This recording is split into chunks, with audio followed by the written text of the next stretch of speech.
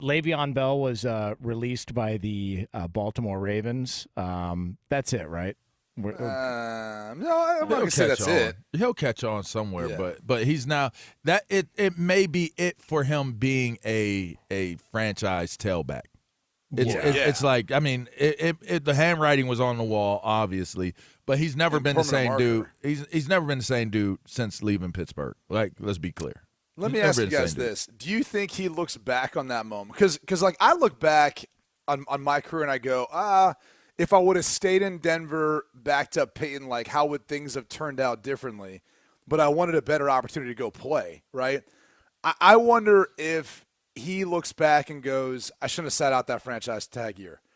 Because, you could say, well, hey, on the back end, he made a decent contract going to the Jets and got paid, but he'll never be able to make back the $14 million he was going to make that year under the franchise tag.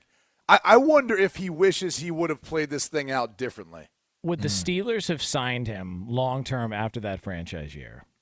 Because my guess is... Does it matter, though? Because you have $14 million less. Yeah. But he signed for, what, 24 or 25 million But with here's the Jets? the thing. On top of that, only lasted 2 years now. Think about how much better or how differently these last few years would have gone for him. Yeah. You know what I mean? Like that, to me, I think when he took that year off, when he took that time off, it totally first of all, the shelf life for a running back is 2 to 3 years. Like on average, you make 2 to 3 years before you hit your shelf life. They used him a lot too. Yeah, like sure they did. And he probably would have, like, you got to take the environment, the setup, everything that's involved, the familiarity. He was a draft pick to them, so there was a loyalty there. And I mean, there were times that he did, he was a part of like rolling with dudes. They were doing their own things and they were getting in trouble off the field. A lot of people don't bring that up, you know what I mean? But they was getting it in. Like they was, getting pulled over, open the window, the smoke, the puffer, come out, whatever. They getting caught up. It was the radiator. And they were really covering the dude. They were covering the dude. The dude was in a great position. He was on pace to be a Hall of Fame running back. He was on pace in Pittsburgh to be a Hall of Fame running back. And totally derail. Like whatever it is he was thinking or the people that were around him or whatever it was, it totally derailed what Le'Veon Bell could have been. You know what I worry about, though? When he left, though, that offensive line started to go downhill. Like he did leave from an O-line that, granted, was better, though, than the Jets. But, like, right now, we're now kind of finally starting to acknowledge the fact that, like, hey, they kind of retooled it this offseason.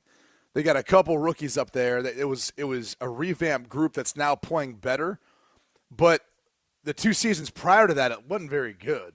I mean, maybe he saw the writing on the wall with how things were moving up front and thought, I don't want to play behind this offensive line, or I'd rather go somewhere else where they can at least sign me to a deal that's closer to a 2-year deal than playing out these franchise tags. But I think he got bad advice. Like that would be how I'd look at it.